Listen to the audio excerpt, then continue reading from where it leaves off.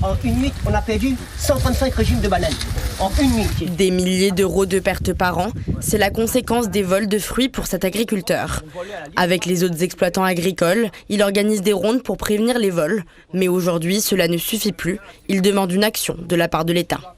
On est vraiment agriculteurs. Nous, on plante.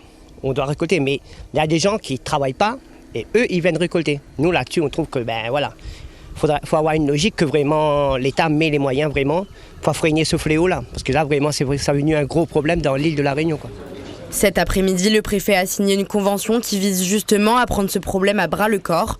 Parmi les mesures, une présence accrue des forces de l'ordre, avec des patrouilles renforcées pendant les périodes de récolte et dans les zones les plus touchées par les vols.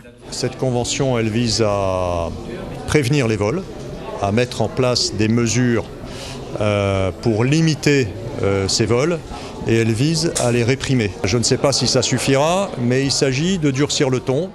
Le texte met surtout l'accent sur une meilleure coopération entre les différents acteurs, exploitants agricoles, gendarmes, police. Ce nouveau lien étroit prend notamment forme à travers une nouvelle application qui doit permettre d'éviter ces actes malveillants.